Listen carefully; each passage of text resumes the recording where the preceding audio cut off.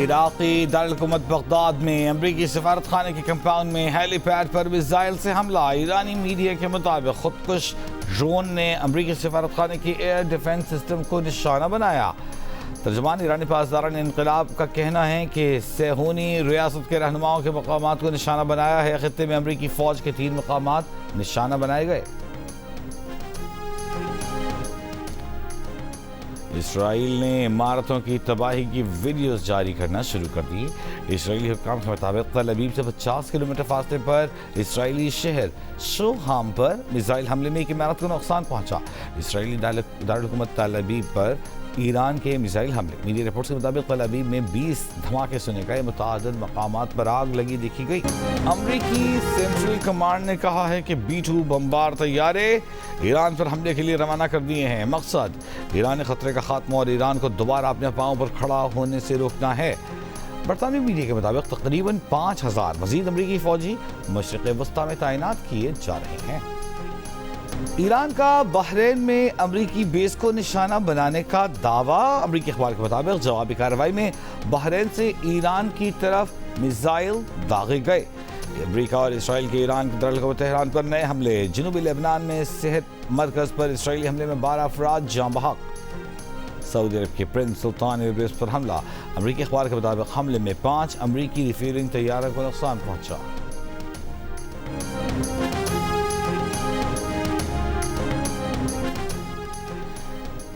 ایران کا چینی کرنسی یوان میں تجارت کرنے والے آئل ٹینکرز کو آبنائے ہرمز سے گزرنے کی اجازت دینے پر غور۔ امریکی میڈیا نے ایرانی عہدیدار کے حوالے سے دعویٰ کیا ہے کہ ایران محدود تعداد میں آئل ٹینکرز کو آبنائے ہرمز سے گزرنے کی اجازت دینے پر غور کر رہا ہے، اور شرط یہ ہے کہ تیل کے کارگو کی تجارت چینی یوان میں ہو۔ بین الاقوامی مارکیٹ میں تیل کا کاروبار تقریباً مکمل طور پر ڈالر میں کیا جاتا ہے۔ 13 مارچ کو افغان طالبان نے پاکستان پر ڈرون حملے کی کوشش کی۔ ISPR کا کہنا ہے کہ ڈرونز ہدف تک پہنچنے سے پہلے مار گرائے گئے۔ تباہ شدہ ڈرونز کے ملبے سے کوئٹہ میں 2 بچے زخمی ہوئے۔ کوہاٹ اور راولپنڈی میں بھی ایک شخص زخمی ہوا۔ ISPR کے مطابق حملے عوام میں خوف پھیلانے کی افغان طالبان کی ناپاک کوشش تھے۔ عوام اور مسلح افواج افغانستان پر قابض کرائے کی دہشت گرد ملیشیا کی حقیقت جانتے ہیں۔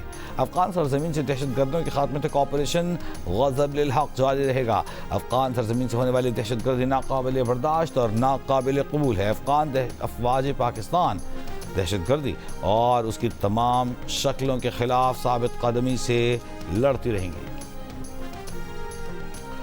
CTD بنو ریجن کا شگئی لاکی مروت میں انٹیلیجنس بیسڈ آپریشن۔ فائرنگ کے تبادلے میں 6 دہشت گرد ہلاک، دیگر فرار۔ CTD کے مطابق جوابی کارروائی تقریباً 40 منٹ جاری رہی۔ ہلاک دہشت گردوں کی شناخت کا عمل جاری۔ دہشت گردوں سے 4 کلاشنکووز، 2 پستولیں، 8 دستی بم اور IED برآمد۔ جمعے کو لاکی مروت میں دھماکے میں شہید 7 پولیس اہلکاروں کی نماز جنازہ پولیس لائن میں ادا کر دی گئی۔ گورنر خیبر پختونخوا فیصل کریم کنڈی کا نو تعینات گورنر نہال ہاشمی کو ٹیلی فون۔ فیصل کریم کنڈی نے گورنر سندھ کے لیے نئی ذمہ داریوں پر نیک تمناؤں کا اظہار کیا۔ دونوں گورنرز کا صوبوں اور وفاق کے درمیان ہم آہنگی اور علاقائی تعاون کے فروغ کے عزم کا اظہار۔ پاکستان سے مشرق وسطی فلائٹ آپریشنز میں بہتری، آج بھی 40 پروازیں منسوخ ہیں۔ مشرق وسطی ممالک کے لیے آج ملک بھر سے 235 پروازیں روانہ ہونے کا امکان ہے۔ فلائٹ شیڈول کے مطابق دبئی ایئرپورٹ کی 80% پروازیں بحال ہو چکی، جبکہ پاکستان سے مسقط سعودی عرب کا فلائٹ آپریشن مکمل طور پر فعال اور نارمل ہے۔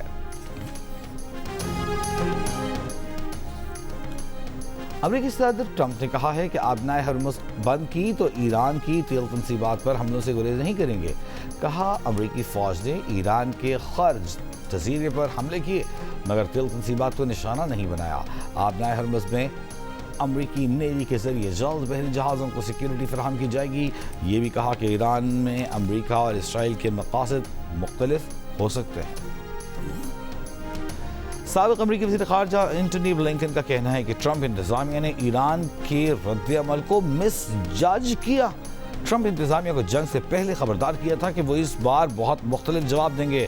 اینٹونی بلنکن نے کہا کہ ایران نے پچھلے سال صبر اور تحمل دکھایا تھا، لیکن اس کے باوجود اس پر دباؤ بڑھایا گیا اور اس پر حملے کیے گئے۔ اس صورتحال سے ایران نے شاید یہ سبق سیکھا ہو کہ تحمل سے کشیدگی میں اضافہ ہوتا ہے۔ امریکی نائب صدر جے ڈی وینس نے دعویٰ کیا ہے کہ نئے ایرانی سپریم لیڈر امریکی کارروائی میں زخمی ہیں۔ امریکی وزیر جنگ پیٹ ہیگزٹ نے اس سے بھی بڑھ کر کہا کہ مشتبہ خامنئی کا چہرہ متاثر ہوا ہے اور وہ منظر عام پر نہیں آئے۔ ادھر ایرانی عہدیدار کا کہنا ہے کہ مشتبہ خامنئی معمولی زخمی ضرور ہوئے ہیں، لیکن وہ فرائض سر انجام دے رہے ہیں۔ تہران اور مشہد سمیت ایران بھر میں یوم القدس پر ریلیاں۔ ایرانی صدر مسعود پزشکیان، وزیر خارجہ عباس عراقچی، ایرانی قومی سلامتی کے مشیر علی لاریجانی اور ایرانی پولیس عدلیہ کے سربراہوں سمیت دیگر اہم شخصیات اور ایرانی شہریوں نے بڑی تعداد میں القدس ریلیوں میں شرکت کی۔ تہران میں انقلاب اسکوائر پر القدس ریلی میں دھماکہ ہوا۔ بے خوف شہری نعرہ تکبیر بلند کرتے رہے، امریکہ اور اسرائیل کے خلاف نعرے لگاتے رہے، قومی پرچم لہراتے رہے۔ عباس عراقچی نے کہا دشمن کو ایران کی طاقت پہچاننے پر مجبور کر دیں گے۔ علی لاریجانی بولے امریکی صدر نہیں سمجھ سکتے کہ ایرانی قوم مضبوط، آگاہ اور پرعزم ہے۔ القدس ریلی پر حملہ اسرائیل کی کمزوری اور کنفیوژن کو ظاہر کرتا ہے۔ اس سے پہلے امریکی وزیر جنگ پیٹ ہیگزٹ نے ایرانی رہنماؤں کے زیر زمین جانے کا دعویٰ کیا تھا۔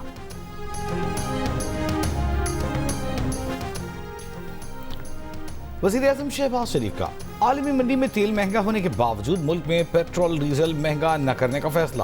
ذرائع کے مطابق پیٹرول کو 50 روپے فی لیٹر اور ڈیزل کو 75 روپے فی لیٹر مہنگا کرنے کی تجویز وزیر اعظم کے سامنے رکھی گئی، جسے وزیر اعظم نے مسترد کر دیا۔ وزیر اعظم نے کہا کہ عام آدمی پر بوجھ کم کرنے کے لیے پیٹرولیم مصنوعات کی قیمتوں میں اضافہ نہیں کیا جائے گا۔ وعدے کے مطابق جس قدر ہو سکا ان مشکل حالات میں عوام تک ریلیف پہنچائیں گے۔ خطے میں کشیدگی کی وجہ سے عالمی معیشت اس وقت دباؤ میں ہے۔ عالمی معیشت پر دباؤ کی وجہ سے پاکستان کی معیشت پر بھی گہرے اثرات مرتب ہونے کا خدشہ ہے۔ مشکل حالات میں غریب آدمی پر بوجھ کم کرنے کے لیے اشرافیہ اور حکومت سے شروعات کرنے کا عزم۔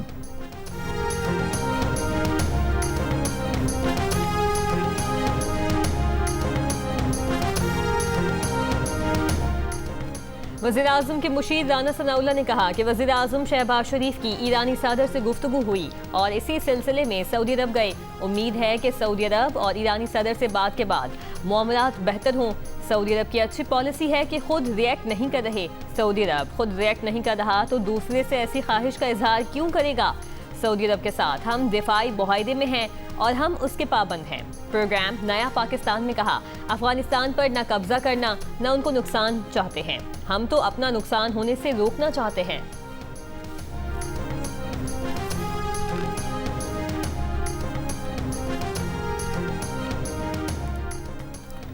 روسی تیل پر پابندیوں میں نرمی پر یورپی رہنماؤں کی امریکہ پر تنقید۔ کہا اس اقدام سے روس کو جنگ کے لیے مزید مالی وسائل مل سکتے ہیں۔ روس پر دباؤ برقرار رکھنا ضروری ہے۔ فرانس اور یوکرینی صدر کی بھی امریکی فیصلے کی مخالفت۔ جرمن چانسلر نے کہا کہ امریکی فیصلہ غلط ہے۔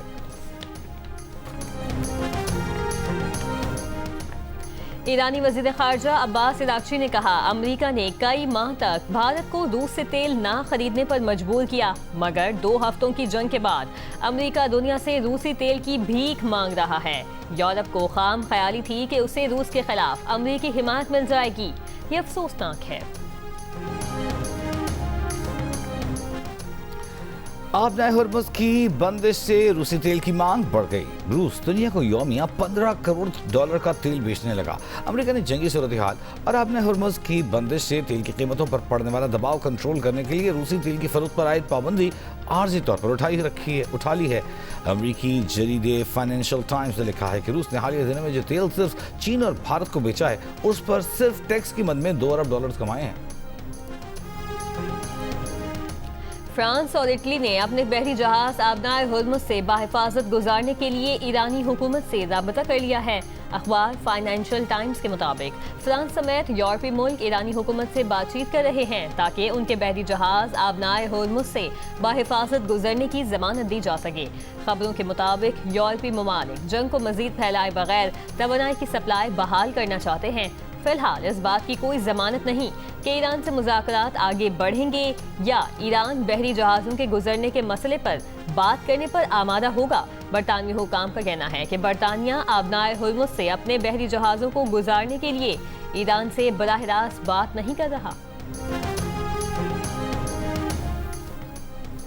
سعودی ولی عہد محمد بن سلمان سے فرانسیسی صدر ایمانوئل میکرون کا ٹیلی فونک رابطہ۔ سعودی میڈیا کے مطابق دونوں رہنماؤں نے خطے میں کشیدگی کی علاقائی سلامتی اور استحکام پر اثرات پر تبادلہ خیال کیا۔ دونوں نے علاقائی عالمی سلامتی خطرے میں ڈالنے والے اقدامات روکنے کی ضرورت پر زور۔ لاہور ہائی کورٹ نے رقم کی ادائیگی سے متعلق مقدمہ بحال ہونے کے خلاف شہری کی درخواست مسترد کر دی۔ عدالت نے ٹرائل کورٹ کی جانب سے مقدمہ بحال کرنے کا فیصلہ درست قرار دے دیا۔ جسٹس سید احسن نے ریمارکس دیے کہ سمجھوتے کے بعد اس پر عمل نہ کیا جائے تو مقدمہ دوبارہ بحال کیا جا سکتا ہے۔ ذمہ داری تسلیم کرنے والا فریق بعد میں تکنیکی اعتراض اٹھا کر مقدمے سے نہیں بچ سکتا۔